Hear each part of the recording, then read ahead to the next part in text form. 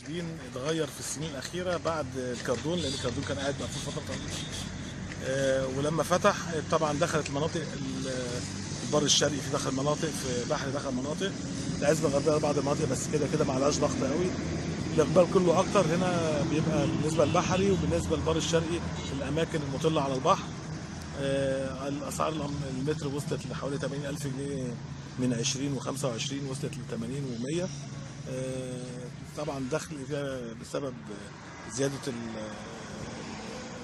المطلوب بالنسبة للعقارات في المناطق دي، بالإضافة لأن اتحادات الملاك دلوقتي كلها بتسعى ورا الربح، فكلهم بيتجهوا للأماكن اللي عليها طلب. السوق عموما يعتبر سيء بسبب التغير اللي حصل في العملة بعد تعويم الدولار وخلافه، فبالتالي ما نقدرش نقول هل الأسعار زادت قوي ولا جزء منها مرتبط بأن العملة نفسها أصبحت فيها تضخم، فدوت اللي خلى الأسعار ترتفع. في النهاية برضك أنا مش عايز الكردون يخليه مقفول على طول، بحيث الناس ما يبقاش عندها شرح في موضوع شراء الأراضي.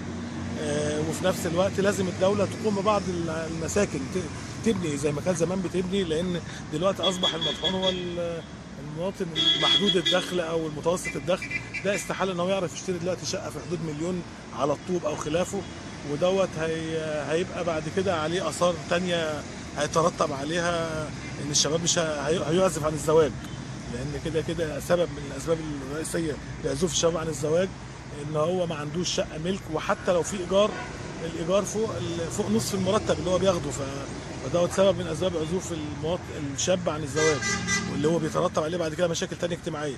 الدوله لازم ترجع تاني، الاراضي اللي هي في الاوقاف دي كلها اللي سايبينها لازم تتبني كلها مشروعات للشباب، ولازم يبتدوا يتركوا الكردون شويه، نبتدي ندي شويه في الظهير الصحراوي اللي هو ناحيه السادات وخلافه، ونوزع على الشباب وبس.